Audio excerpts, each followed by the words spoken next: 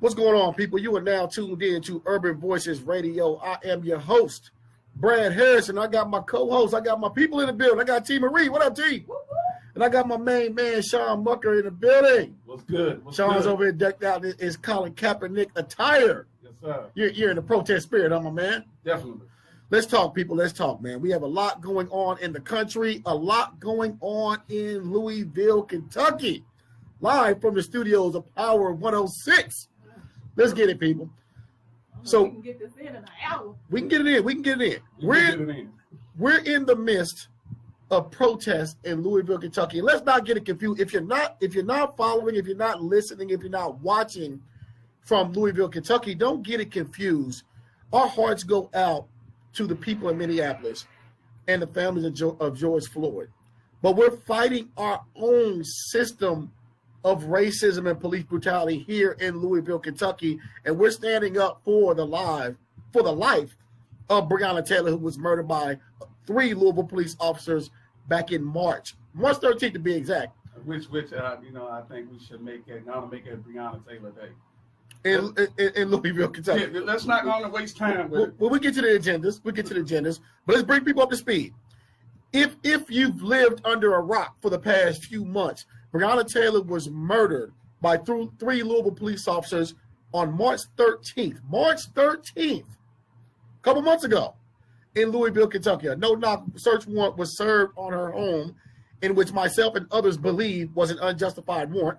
But none matter. No-knock search warrant was served on her property. Officers entered the home.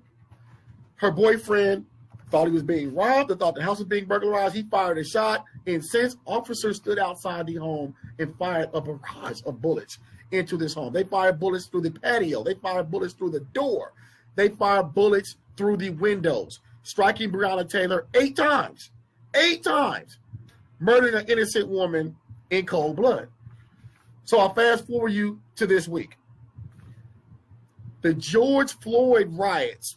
I don't even want to call them riots. I call it uprising. The George Floyd uprising took place in Minneapolis, Minnesota. We all watched. We watched on video an officer place his knee on the neck of a black man for 9 minutes. 9 minutes, and squeezed the life out of this black man. It's okay.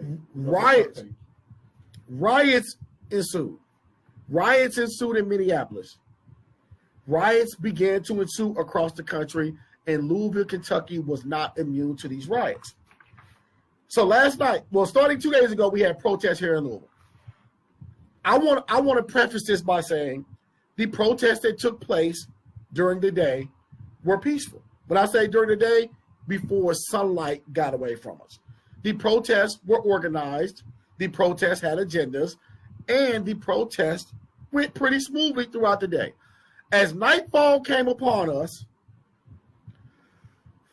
some violent protesters came out, and there was a little violence, there was a little uprising, and there were some destruction of property.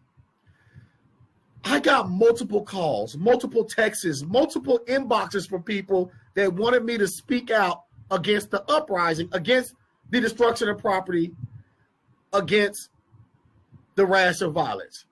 And I'm here to tell you, folks, guess what? I can't.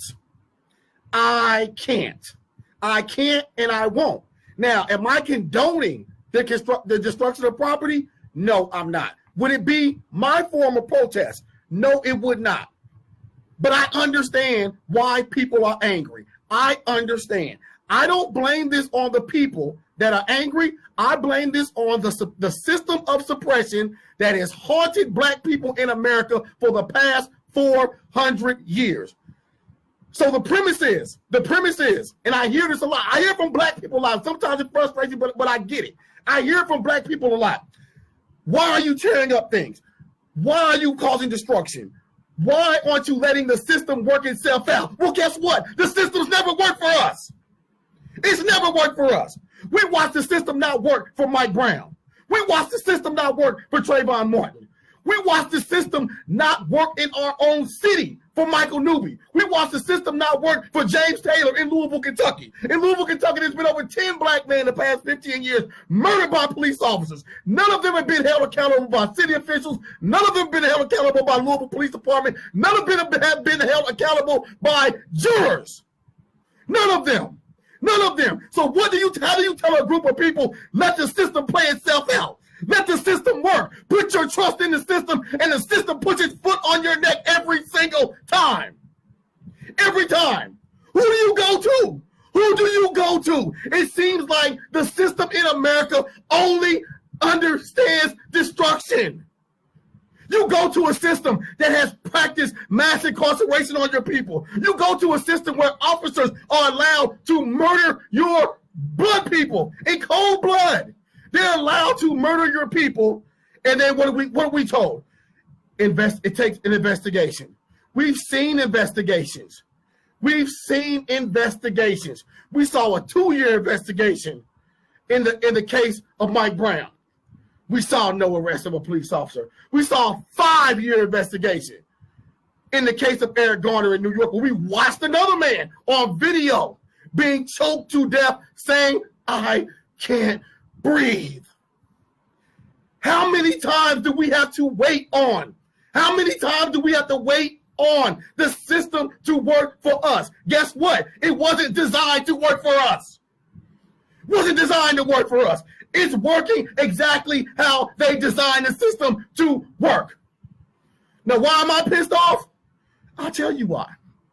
I'll tell you why. Because as black people, we often come to this place where we start fighting with each other. I look online, and let me again say, God has blessed me with the ability to speak. God has blessed me with the ability to write.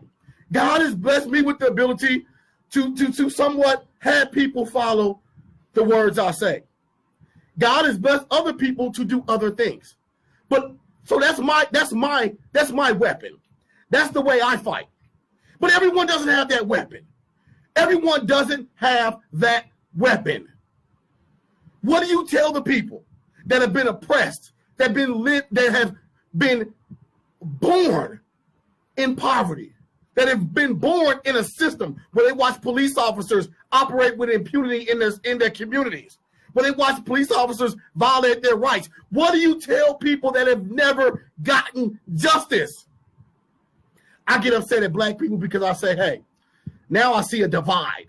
Black people are saying, hey, on one side, hey, you shouldn't be turning up, so this has nothing to do with Breonna Taylor. Other black people saying, hey, I wouldn't do it, but hey, do what you do. Other black people saying, tear it up. What I say is that anger needs to be directed towards the system, because there will be no, now, when you have an incident of protest, when you have protests, you're always going to have a small majority, a group of people that want to come down that are not part of the protest. That happens. People come out, a small group are going to loot, a small group are going to violate, a small group are going to commit crimes, right? But guess what?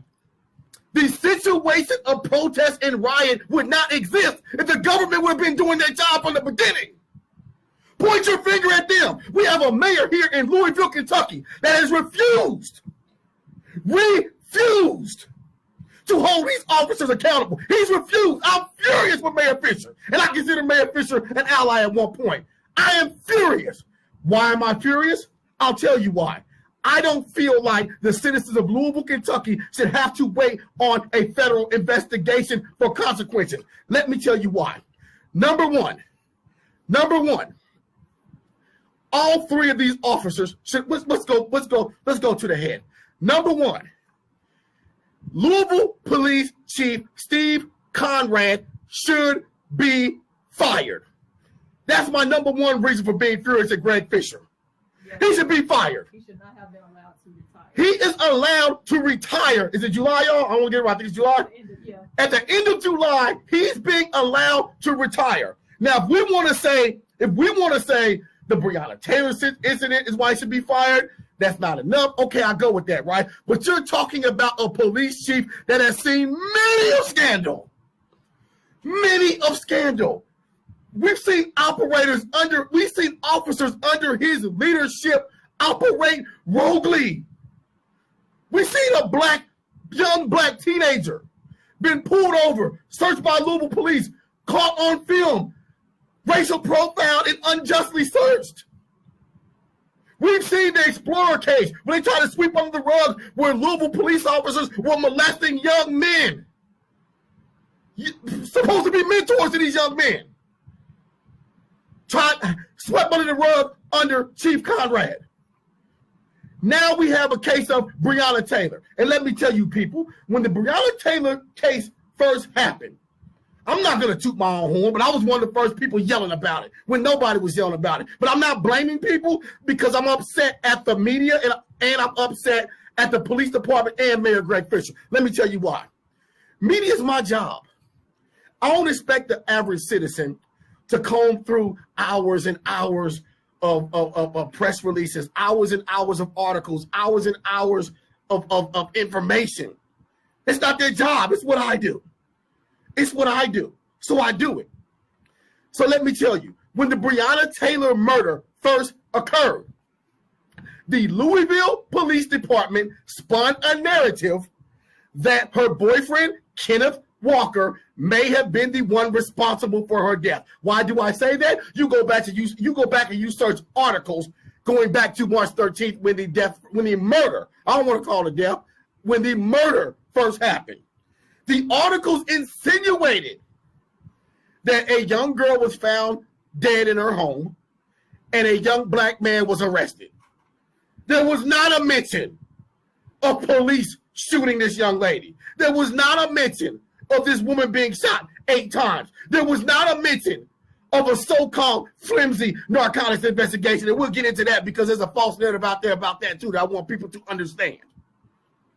But there was a false narrative. Now, let me tell you why I say it's a cover-up. If you've ever worked in any industry, every industry, particularly police departments, they have communications departments. There are people that hold those jobs. They have communications departments. They have PR people that work on their staff.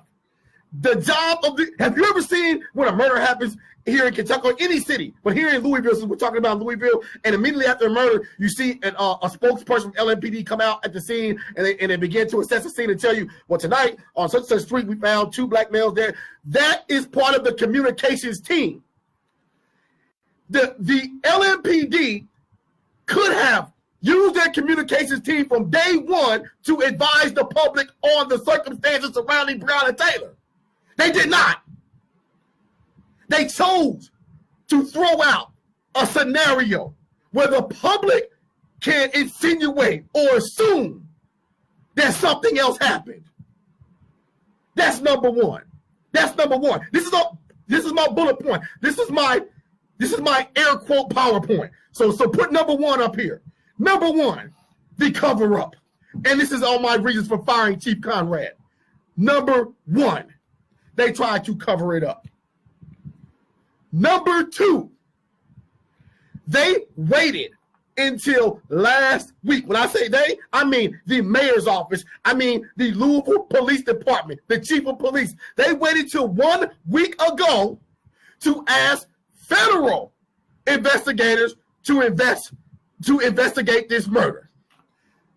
We are at the end of March, people. This murder happened. Excuse me, people. We're at the end of May. We're at the end of May. This murder happened March 13th. Why are they just now asking federal investigators to overlook it? Because it caught national attention. They tried to sweep it under what I call the coronavirus rug. We were all on quarantine. We were all watching the coronavirus numbers. We were all scared of coronavirus in our homes. They tried to sweep this murder under the rug. Chief Conrad needs to be fired. Why is he allowed to retire? Does anyone know what retirement comes with? It comes with a pension. It comes with benefits. It comes with tax dollars funding the man that killed our baby. The chief of police works directly for the mayor. Directly. The mayor hires the chief of police. The mayor can fire the chief of police. The mayor hasn't done so. That's number one. So be mad when you see someone looting, rioting, destroying property. Be mad at the mayor. He could have nipped all this in the bud from the beginning. Be mad at your mayor, Greg Fisher. Number two. I think we're on 3 right now. No, Chief Conrad is number one. Okay. Number two, reason why I agree with these protests.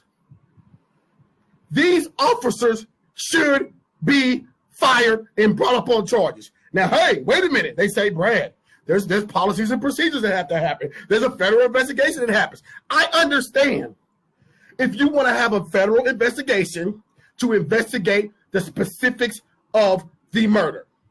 I agree with that. I don't want LMPD investigating themselves. I don't have much faith in the federal government either, but I definitely don't want the people that hire the officers to investigate themselves. With that being said, why do I say the officers should be fired? I'll give you my number one reason. We now have credible evidence. Credible evidence, by the way, of a WDRB. Shout out to WDRB. I don't shout them out much because they be stealing my information, but shout out to WDRB. We have credible information from WDRB that some of the information entered on the search warrant affidavit was a lie. I don't want to say inaccurate. I don't want to say false. It was an outright lie. What was a lie? Let me take you back, people. There's a false narrative out there that these officers went to the wrong home. That's false. That is false. I need you to understand what is happening here so you can understand the entire system of corruption. They were not at the wrong home. They were at the home they intended to be at. Number two, there's another narrative that they didn't, the two teams, the search warrant teams didn't communicate with each other, and the suspect was already in custody, and they made a mistake and went to Breonna Taylor's house. That is incorrect as well. They intended to go to Breonna Taylor's house. Her name and address was on the search warrant. Now, let me explain to you what happened, people. For those who don't know, let me explain to you what happened. Going back to January, remember these months because I'm creating a timeline for you. Going back to January 2020, which is now 5 months ago. 5 months ago, Louisville Police Department began investigating a young man for drug trafficking. The young man was alleged to have a drug house, what they can now call a trap house, in West Louisville. Breonna Taylor did not live in West Louisville, but they were investigating this guy, a couple guys actually, that had a trap house in West Louisville. They did surveillance on said trap house. They put up cameras, and people now, I didn't know they had these. They have portable cameras they can place on telephone poles and I guess survey the block. And they put cameras on telephone poles and watch this man's trap house. I have no issue with that. No issues yet. They began another form of surveillance on this young man. They began following him around town. Have no issue with that. At one point, they followed him to Breonna Taylor's house. This is where things get twisted. Now, apparently, Breonna Taylor dated this young man 4 or 5 years ago, but they remained friends. We don't know if she was aware of his illegal activities or not. The point is, there is no evidence saying that she participated in illegal practices with him. They followed him out to her house on 2 occasions. They put this in their affidavit for the search warrant. They followed her a couple times. On one of the occasions, they watched the young man come out of the house, come out of Breonna Taylor's apartment. And let's say Breonna Taylor lived on, if you're from Louisville, Kentucky, she lived in the South End by Dawes High School. There's a street out there called give me the name again. St. Andrews. She lived on St. Andrews Church Road. So it's approximately, for those who are not in Louisville, it's approximately about 10, 15 miles away from downtown Louisville. Somewhere in that vicinity. Somewhere in there, right? So they're not in the same area, to be specific. So they watched him come out of a home with a box that appeared to be what they call a postal box, an Amazon box, something of that effect. He got in his vehicle, put the box in his vehicle. They say he drove back down to his trap house, okay? Now, here's where things get crazy. They never stopped him. They never were able to find out what was in the box. Now, typically how things happen is if you think someone is trafficking narcotics, they'll pull the vehicle over, conduct a search, see what's in the package, and then go from there. Then maybe go back, then get a warrant to go back to Breonna's house because you see them just come out with this box that contains drugs, right? They did none of the sort. So anyway, they followed him back with this box.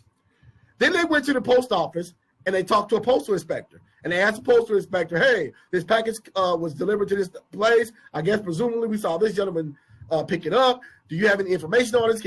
So they started watching and tracking, right? But check this out. This is what they said they did in the police affidavit. They said they went to the postal inspector, spoke to them, and the postal inspector told them that this package and several packages going to that house was indicative of illegal narcotics. This is what they put on the search warrant affidavit. This package was indicative of illegal narcotics and was under suspicion from the United States Postal Inspector.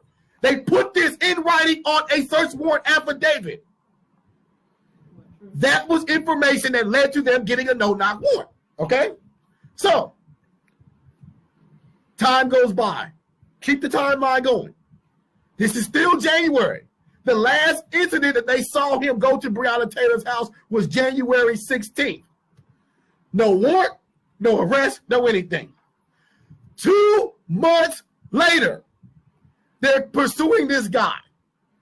March 13th comes around. Now, 4 days prior to March 13th, they kicked in a door that they thought in West End was associated with this suspect.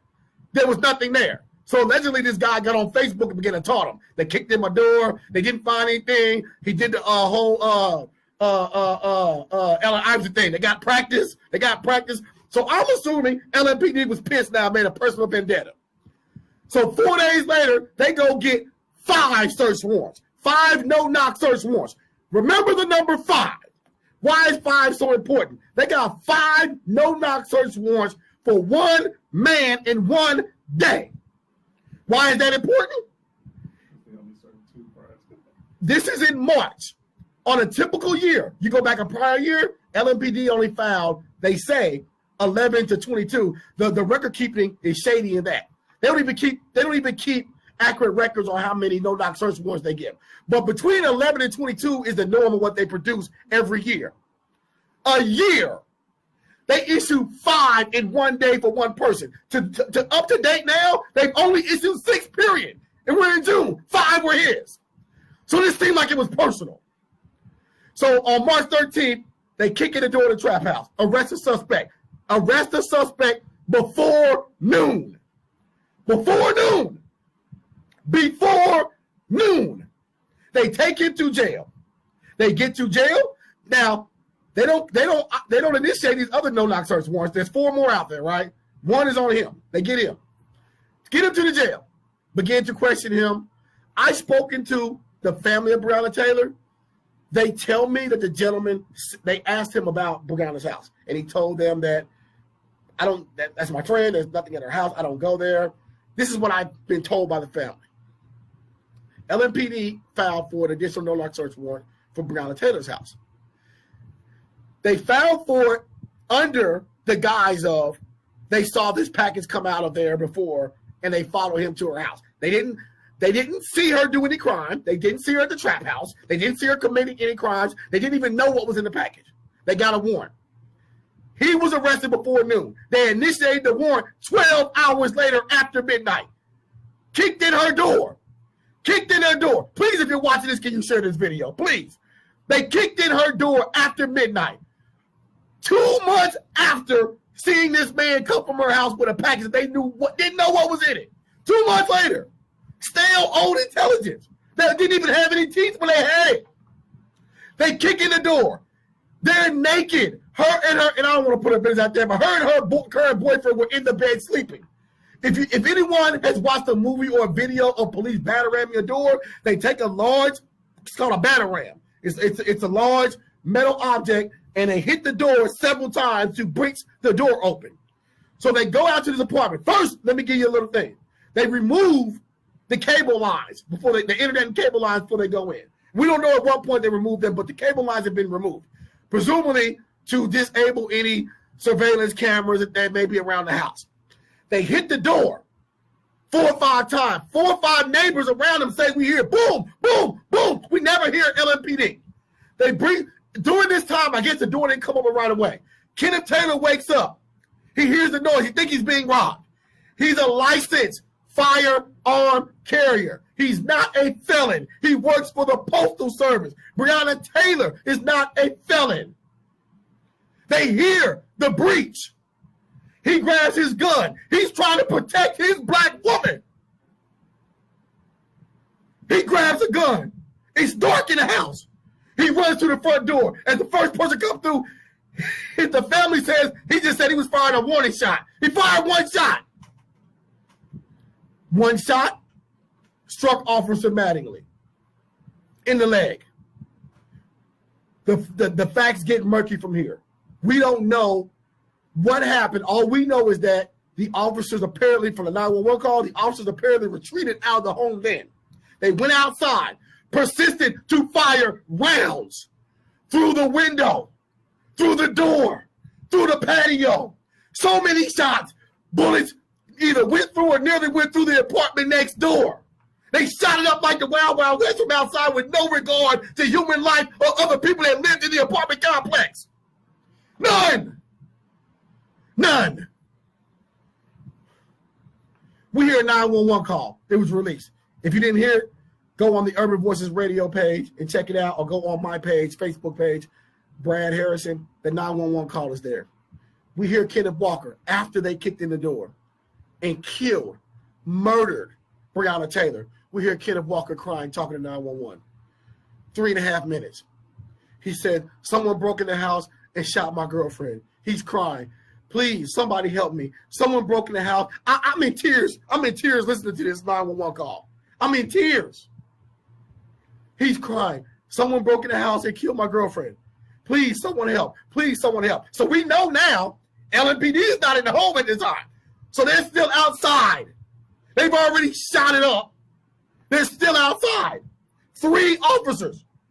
They got a no-knock search warrant, which means the most dangerous warrant. These are the most dangerous people you're pursuing, right? Didn't bring SWAT. Didn't bring anything. 3 plainclothes officers. They're from a unit that doesn't wear body cams. They come in. They killed her. Then we hear silence on the call. Call goes dead. All we know next is Kenneth Taylor is arrested for attempted murder on a police officer. Hold on, you left out something. He called the family of Breonna Taylor's also.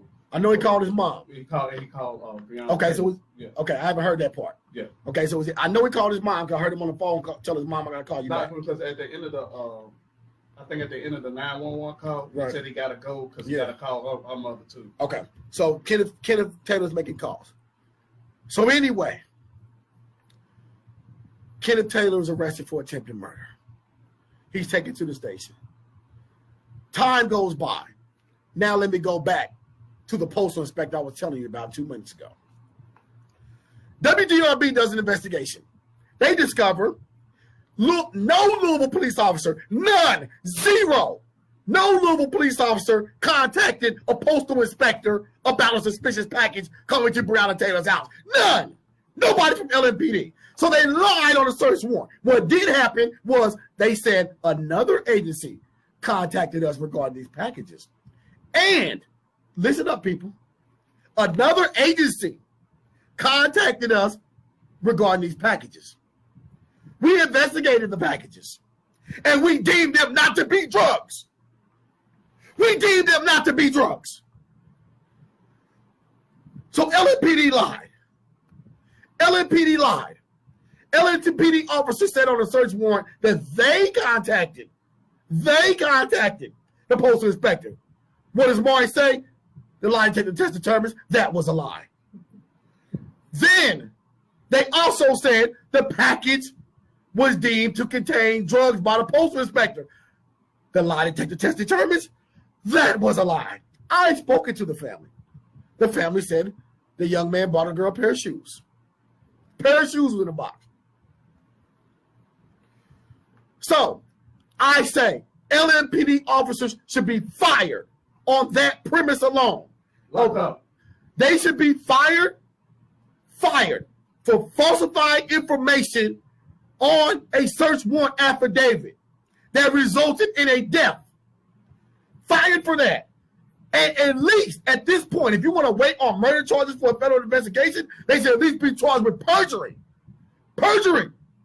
For lying on. If I go to the DMV, if I go to file for my birth certificate, if I file for any document, it says on the bottom, if you submit any false statements on this document, you can be charged with perjury. It's a crime. Why is Mayor Fisher firing him? He can fire him for that. No, he's too busy hollering about waiting for due process when due process wasn't even established with Breonna Taylor. You didn't want to say the investigation was very cloudy. They committed a crime. They sure did. They committed a crime and multiple policy violations. Now, number three, why I say all 3 police officers be fired. There's policies within LMPD in training. When you ask for no-knock search warrants, typical policy is to involve a SWAT team. Why? Because a SWAT team specializes in engaging dangerous situations that end like this. So say in a situation where they breach a door and someone shoots, they have negotiation tactics. They know to fall back, retreat. They're not inside the apartment, to fall back, to use bullhorns, to use things to solicit a peaceful surrender. And identify who they are. It didn't. I'm not going to give them that much credit because I don't even know if they do that. But that's why I say all 3 should be fired. That's why I'm furious. That's why I'm furious with Mayor Fisher, because he's failed to act. So these failures to act have resulted in these protests, have resulted in these acts of violence. So who am I? I can't tell people how to react because it's not one incident. It's not 2 incidents. It's not 3 incidents. It's 400 years of incidents of Black people having their lives disregarded. Now let's go back. Let me give you a little history lesson in America on why I feel is what I feel is a precursor to all of this. America as a whole, we're not talking about let's talk about why these acts happened in Minnesota, why these acts happened in Louisville, why these acts happened in Baltimore, why these acts happened in California. I'll tell you why. America as a whole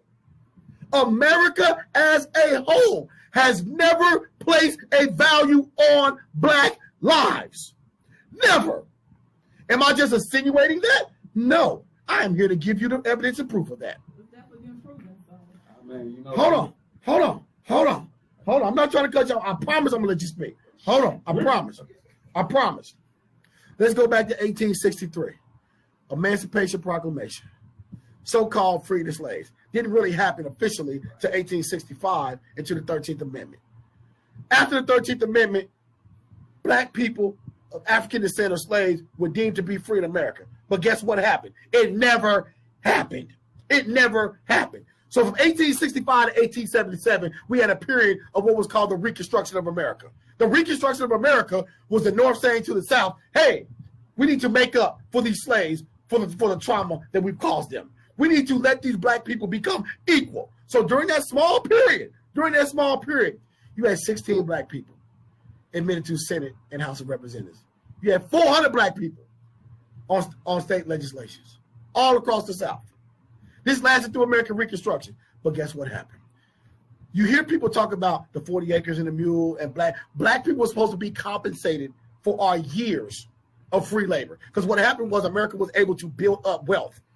At that time, agriculture was the main trade in America. It was the main source of income for America. So they produced cotton, they produced all these industries from the South, and they shipped them and traded them overseas. And it was the currency for the U.S. government, for the U.S. system, economic system. So Black people were free labor for 40 years. So during American Reconstruction, we're supposed to be compensated because we're let free. We don't own anything. We don't own anything that we have built. So if you don't own anything, what happens? You go into a system where you're working for the people that just formerly oppressed you, correct? Right. So a lot of people use the term 40 acres and a mule. We were supposed to be compensated for that, right? 1865, Andrew Jackson says, he produces a bill that says because when the Confederacy was taken over by the soldiers of the North, all the slave plantations and the property was seized by the federal government. 1865, Andrew Jackson said, oh no, I'm going to fight this. He returned all the property to its former owners. All the property to its former owners. We've been in that system ever since. So American Reconstruction ended 1877. The South, the Confederate, regained the Union because they succeeded from the Union. The South succeeded. They were actually traitors. They succeeded from the Union. The goal was to bring the Union back together. 1877, the Union comes back together. Black people, instead of getting free, guess what we got? We got Ku Klux Klan and Jim Crow laws. We had black codes. They were essentially anti-black laws. So there were laws passed where in America, not just the South, in America, blacks couldn't vote. Blacks weren't able to go into the same restaurants as white people. Blacks weren't able to ride the same trains as white people. This was legislation. This was legal. This lasted from 1877 to the middle of the 1960s. 90 more years after slavery, we're not free. Why am I bringing this up? Because America has never made black lives important.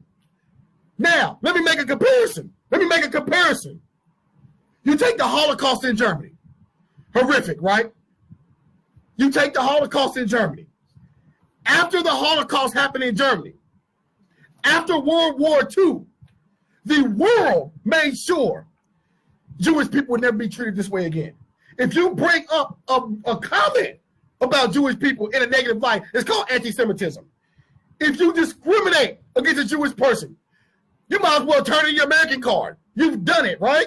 That same respect has never been given to black people who suffered more than people in the Holocaust. Never.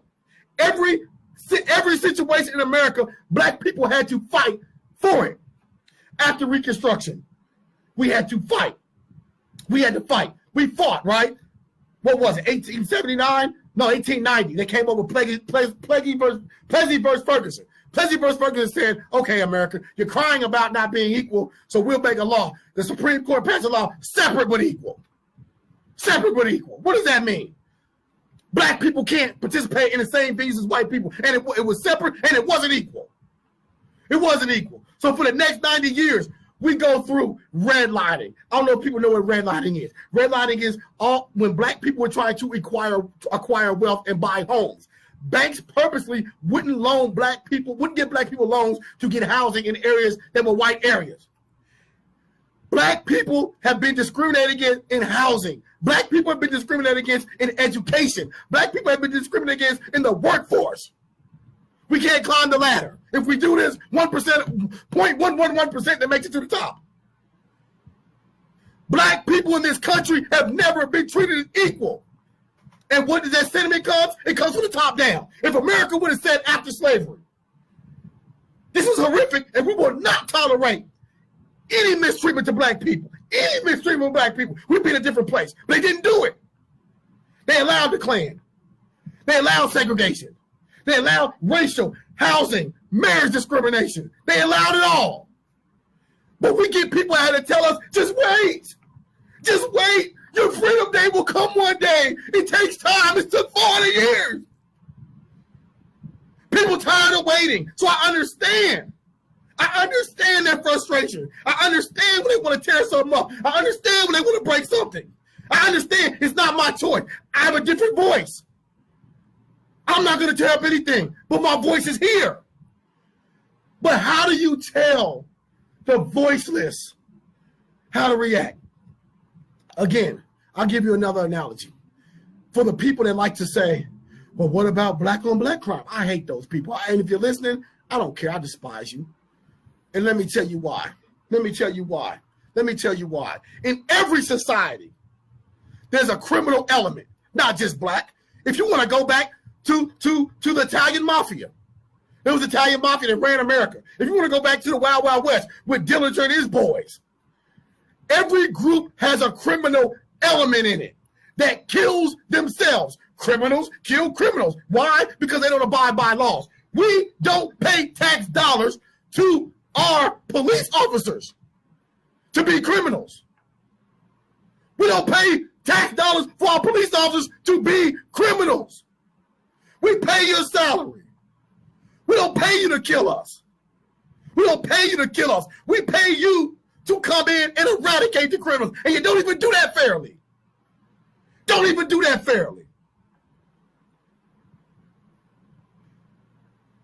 say black on black crime. That's a term made up by the media. Yes, 90% of black people kill other black people. 87% of other white people kill other white people. 85% of Mexicans kill Mexicans. People kill people that live in close proximity of each other. When we hire government leaders, whether it's president, whether it's mayor, whether it's congressman, whether it's police officers, these are supposed to be the cream of the crop because they affect lives. We expect them to operate unbiased. We expect them to operate fairly. We don't expect them to operate as criminals. Stop comparing people that are supposed to be held to a higher standard to the standard of criminals. Makes no sense. Makes no sense. Makes no sense. How are you comparing someone that you're paying their salary to a criminal? And you want to talk criminality? Let's talk that too then. I can talk that talk too. Let's talk that too. People see me all the time get up here. People see me get up all the time. They say, Brad, why are you so hard on the Democrats? Why are you so hard on Democrats? Why are you so hard on Joe Biden? We got to get rid of the boogeyman Donald Trump. Why are you so hard on all of them, right? Let me tell you why. Let me tell you why. Let me tell you why. Since the 1960s, black people have been dedicated to the Democratic Party because of the Civil Rights Movement. Okay, big up. Y'all did y'all thing on that, right? But guess what? We live in a world of what have you done for me lately? What have you done for me lately, right? So what has happened? The Democratic Party, and I'm not advocating to be a Republican at all. I'm telling you to make these politicians work for your vote. The Democratic Party has got, by default, the black vote for the last 50 years. 50. Let me ask you a question. Anybody listening, if you knew I was voting for you, regardless, what would you do for me? You ain't got my vote. What would you do? Black people are the most, look, pull up the stats. I'm not just telling you stuff I know. I researched all this. 88% of African Americans, black people, vote Democrat. They are the most loyal party to the Democratic Party. Most loyal group of people. If we're the most loyal group of people, you should be taking care of your people. You don't give people 1%. Oh, we'll give you a little something on the side. This party, let me tell you what happens. The country is pretty much divided when it comes to politics. Half of the white folks vote Republican, half white people vote Democrat. Our vote is the deciding vote. Whoever gets it tips the scale most of the time. Most of the time. Most of the time. If you have that type of power, why are you giving it away? Why are you giving it away? So you want to go back since the 1960s, right? And we look and we say, black communities in America, economically bankrupt. But we've given these people our vote for 50 years. Why? I'm going to explain to you why. I got 15 minutes to tell you why. It's not going to take me that long because my man Sean got a lot to say too. I'm going to tell you why. You go back to the 60s. You go back to the 60s when black people were fleeing the South. You know what? Let me get this real quick. I love people from the South. I love black people from the South. You know what I say about black people from the South? Those are the strongest people in this country. You know why? Because I don't care where you live at now. Your roots came from the South in America. Like your roots came from Africa, but in America, your people were in the South as slaves at some point. In the 60s, we began to migrate away. Got too much for some people. Jobs were up north. The economic system in the South was destroyed after Confederacy was taken over. But the black people that stayed in the South, those are the strong ones. Because they never ran from it. They've been dealing with the racism, the beatings, the lynchings. They still there. And they came back and built up Atlanta as the capital of the South for black people. I love the black people in the South. There's strong black people down there. They are. I love them. But anyway, people left the South in droves. Some went to California, but majority went north. They went to Pittsburgh. They went to Detroit. They went to Indianapolis. They came to Kentucky, to Louisville. Why did they do this? They came for jobs. Because when agriculture stopped being the #1 producer in this country, manufacturing was. As in your grandparents, uncles, whatever in the 60s, they usually worked in steel mills, automobile plants, factories, right? What does America love? America loves cheap labor. America loves slavery. Don't ever forget this. America loves slavery. They never stop practicing. Let me tell you why. Manufacturing came. White folks have been getting educated in college since the 1600s. We weren't free yet. They moved up the ladder. They're in corporate positions, but they opened up these manufacturing companies in the North, and they needed people to work them. Yeah, they were paying decent wages, not the wages they were making, but they were paying decent wages for black folks to come up from the South, working these factories, working these steel mills, working these soybean plants, and make a decent living and feed their family. A lot of these black people that came up from the South didn't even have a high school diploma because they were able to go straight to the factory because why? America likes physical labor. They don't want to do it. Want black folks to do it.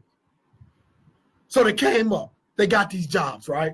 So black folks thought we were doing good. We really weren't. We were just doing better than we were, right? We thought we were doing good. They were able to feed the family, send the kids to college, get a better education, and get somewhere, right? But what happens? The 1980s come around, and an influx of things happened. It wasn't just one thing. A few things happened. The crack epidemic happened. How the crack epidemic happened? Because the United States Congress refused to fund a war in South America. And they needed funds to fund the war. So we teamed up with the Contras, allowed them to bring cocaine into the United States to fund a war. Look it up. I'm not telling you anything false. To fund a war. Am I one of the people that say that they purposely brought to Black America? I don't know, but I say this. They watched it happen and watched it explode because we were expendable people. We were expendable people. We're going to let it happen in their area, let it happen in ours. They funded a war with this. Not telling you any lie. They funded a war with this. So you have the crack epidemic. At the same time, you have a lot of legislation being passed. You have Bill Clinton come. You have Reagan in. You have Bush and Bill Clinton coming in. Over the past years, remember all those great jobs I told you? Over the past few decades, remember those great jobs I told you about the black people had? Steel mills, auto factories, whatever, right? If you live in a black community right now, you see the effects of what happened. They began passing legislation. Why? Again, I reinforce it. White America loves slavery. America loves slavery. What happened? Oh, these wages getting too high in America. These wages getting too high in America. We can't make the big profits that we want to make paying these people all this money. Unions coming in. We got to pay these people nice money. So what they do? They pass laws like NAFTA, where they were able to send those factories over to Mexico. They pass other laws where they're able to send them over to China. They're able to send them over to third world countries. Now they send them over to countries where the minimum wage is $1, $2, $3, $6 a day. So now slavery, again, now not official slavery that forces you into it, but they want to find people to produce products for cheap labor. So what happened? All those jobs that black people had in all these black communities, here in Louisville, we had Philip Morris, we had all these factories all over the West End. Black people worked at them. Black people did well, right? Crack came in, jobs went out. What happened? You're looking at it now. You're looking at it now. A blackout in Black America. Hey, I heard Donald Trump say something that I said, oh my goodness, like a couple of weeks ago. Oh no, he said one thing that was absolutely true. Donald Trump said, he said, we need to get back to work. He said, we don't get back to work, guess what happened? Suicide happened. Drug use happened. People begin to die because they're economically deprived, right? I said, oh, now they're admitting the truth, right? This is the conditions black folks been living in forever. Yeah, we know it happens because it's been happening to us. But all your Democrats that you gave your votes to, look, a job of your local government, right, of your mayors and your governors are to pass laws or create legislation or create what we call, I call them like little, what's the little baskets you call when you do your marketing? When people come in, they get a gift bag, right? They're supposed to produce gift bags for corporations to be attracted to your city to come in and bring jobs. That's their job. Their job is to attract major corporations to your city so that the citizens of their city will have somewhere to work for. They haven't done it in the black community, but you've given your vote for 50 years. They ain't done it. You love these guys. They show up, they take pictures with you, they smile, they give you a little bit. They don't talk about you bad like the Republicans might do. But they let your communities go bankrupt. Why they do it? Because they don't live there. They don't live there. Then they want to come through with these 1994 crime bills and things like that. Oh, there's crime on the black community. Oh, guess what? You allowed cocaine to run through. You allowed all the jobs to go, and people didn't have no choice but survival. Then you locked them up and bought private prisons and started making even more money off of them. America is tired. So I understand why they tear stuff up. I understand why they tear stuff up. I understand why they're angry. I'm angry. I'm angry. I'm angry. Don't let them divide you, people. The focus of this week is George Floyd. The focus of this week is Breonna Taylor. The focus of this week is our man Aubrey. It's not destruction of property. Don't let them spin the narrative, because guess what? They created the powder keg to blow. Man, I was on a show with Ricky, I can't even think right now. Ricky Jones. My fault, Ricky, man. I was on a show with Ricky Jones a day before George Floyd happened in Minnesota. Ricky said, hey, he said, it's about ready to blow. It's about ready to blow. One more thing, it's going to blow. Next day that happened. People, make sure you vote locally. I know a lot of people don't like to vote. It matters, because I tell you what, we have people in this city locally that fight hard, man. And I'll say it all, man. Hey, Jessica Green, Sadiqa Reynolds, these people, Ricky Jones, Lanita Baker, all these people in our city, man, David James, they all on a local level, man, they fight for us. They fight for us. Washington politics is something different, but they fight for us. But before I leave, I have a thing that I have an agenda that I always tell people. Black people need to create our own political party. And when I say political party, no, we're only 12% of the population, so no, we can't create a party everyone will vote for. But we need to create a party, a sub-party, right? Meaning that we have a sub-party that we have a list of agendas. If we want to tackle unemployment in the Black community, if we want to tackle economic development in the Black community, if we want to tackle healthcare in the Black community, every issue that's important to us in the Black community, we need to get this under one umbrella, under our own party, right? Then we need to stand as whole, and we need to walk around and shop it. We need to shop it. Republicans, are y'all gonna give us the stuff on this list? If you do, you earn a vote. Democrats, are you gonna give us these items on the list? You earn a vote. Now I hear people say Republicans already ain't gonna do nothing. Not if you're shopping your vote. If you're shopping your vote, the next 4 years, they ain't gonna treat you as bad. They treat you bad now because they know they ain't got it anyway. We ain't gonna get it, but they need it. Why do we care the face or the party who gives us what we need? Because we know if we leave it up to them, we don't get what we need. So people, again, I'm not advocating destruction of property. I'm not advocating vandalism. I'm not advocating looting. I'm saying at every mass large demonstration, there are going to be some idiots in a bunch of all colors. And we all see that there's been a lot of people from out of town that's come in, professional protesters, that initiate some of these things. They're anarchists. That's what they do, right? So don't get divided, because the issue is systemic oppression of Black people. Be mad at the people that create the system that created these protests and riots and uprisings. That's what you be mad at. With that being said, I know it's only a few minutes, y'all. My co-host, man. I got nothing to say. It ain't nothing to say. What you want us to say? Don't be. I think you've been going for an hour. I'm sorry, but don't be angry and don't be angry. That's a tactic of divide and conquer. Now I do got something to say. Go ahead, Sean. Go ahead. When it comes to Breonna Taylor's family, they wanted a peaceful protest. So when y'all out here, you know what I'm saying, we understand that y'all frustrated. Don't be tearing up property and stating in the name of Breonna Taylor. Right. Because that's not what the family wanted. But, you know, we understand the frustration about humanity and equality. So we definitely understand that. So we're not telling you don't do what you do, because we don't condemn or we not condoning. You know, but don't stay and say in the name of Breonna Taylor. Because what y'all going to see and what y'all been seeing is that the media is now spinning this and saying that, okay, this is a protest, this is happening in wake of Breonna Taylor's death or murder. But, you know what I'm saying, we don't want to take away from them doing their damn job with this case. We don't want to take away from the case with them focusing on the destruction of properties and stuff like that, like it has more value than human life. You know what I'm saying? We don't want them to change the narrative to just focus on the riot when they are quiet about this case. No, let's spin this back onto the case, and let's focus on the case and the government, the local government doing their damn job. Let's not change the narrative of what's important and why we are fighting. And don't forget, us independent black media, we're not gonna let them change their agenda. We're not gonna. If you get it, what you get on mainstream media is not what you're gonna get from us. So we're gonna continue to apply pressure to these mayors, to these elected officials.